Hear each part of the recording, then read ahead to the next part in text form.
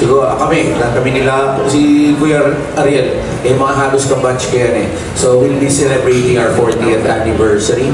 Si Kuya Ray, 60th na siya. So, 50th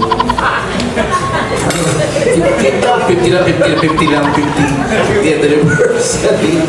Tumatagal kasi kami sa pakikisama namin. And malaking bagay yung kung mapapansin nyo, kami walang pastaran kami, regardless whether bago artista ka o matandang artista na kami, as long as we're very happy being with each other. Pagkatapos, yun lang, nakakatuwang i-impart kung whatever we have.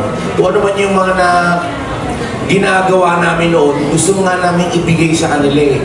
Paano humaba? Kasi tatanungin nila, sooner or later, tatanungin ka, paano humaba yung karir nyo? Pakikisama lang sila sabi namin. Mawawala ang boses mo, mawawala ang lahat, tataba ka at kung ano-ano.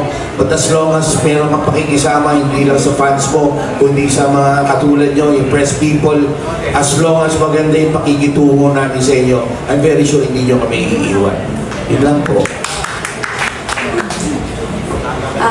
Ako sa akin lang kasi, isa rin ang sinabi ni Sir Ray Valera is yung talagang mamahalin mo yung fans mo. Kasi minsan, di ba, pagdating mo sa taas, di ba, marami kang hindi, kumbaga, madaming mga fans na matitigas din ng ulo, tapos ikaw rin bilang artista, minsan naiinis ka dahil pagod ka rin, or gutom, di ba? Pero at sa minsan hindi mo sila pinapansin.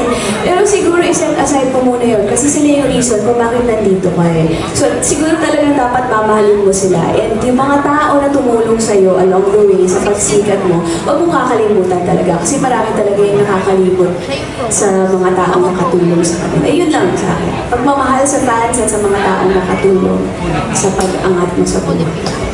Tama, ito naman. Longevity, di ba? Sa showbiz. Kasi marami ngayon yung biglang sikat. Pero parang may maintain yun. Kami, in fairness naman, I can speak, I think, sa ating lahat na hindi mo kami palong-palo, no? Hindi kami laging nasa taas. Hindi kami nawawala.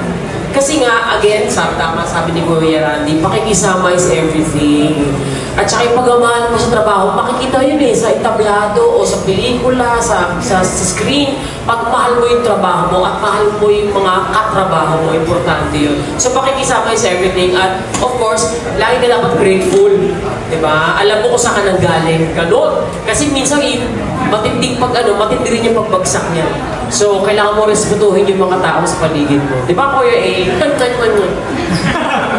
They said everything. They said everything. I think it's the appreciation of Meninas, more the appreciating the people who appreciate you. Don't believe in the write-ups about you, whether good or bad.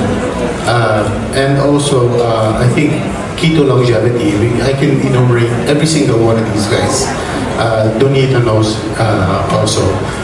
Who has been here for more than 10 years, 15 years, 20, in Ray's case, 70 years, no? That's, it really is respect and nasa ugali po talaga ng isang tao para tumagal ka. Hindi yan sa galing, kasi you leave a mark with your artistry, pero kung mabait po kayo sa kapwa artista, kapwa tao, dun po ang key sa pagpapatagal niyo sa industry. Ulitin natin, di ba, nung pinanganak ito, pandemic. So, imaginein mo, lahat kami naka-face mask. Lahat po ng mga katrabaho namin. Sa madaling salita, hindi kami nagkikita-kita. Nag-host kami ni Ate Kay. Andito ako, nandun siya. Nandun si Donita and the rest. So, hiwa-hiwalay kami. And yet, if you're talking of the excitement, sobrang excited kami. Kaya maganda at nakita ng tao kung paano kami naging excited sa show. Bakit? Maganda yung rating. Dumating ang season 2 at saka pagkatapos dinagdagan pa natin ng Celebrity. Ngayon kasi second season na ngayon ng Celebrity. Pero of course yung excitement nakita na mula pa nung first season ng Celebrity. Very excited lahat ng tao, hindi lang kami. Hindi sa pag-aano, diba? Ito kasi mga artista, sila Sir Gas Abelgas, akalain mo yun. Diba? Tapos sa paglalaroan namin, hindi lang sa pagkanta lumalabas din yung sense of humor. Ito siya, babangan niya ito, gusto nakakatawa.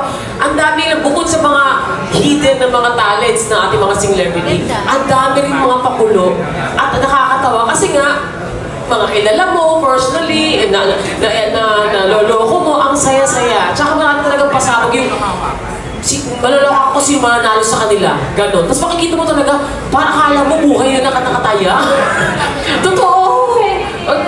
Yung sobrang competitive. Kaya panalo to, palong-palong. Ligay, at saka dagdag natin, yung mga taong yung ba talagang ginagalang sa industriya, Di ba nga? tapos binabastos na. Hindi naman. Pero game naman sila, di ba? Hindi ba ginagalang? I mean, kinukulit namin. Ang saya. Yun ang isa sa mga dapat abangan.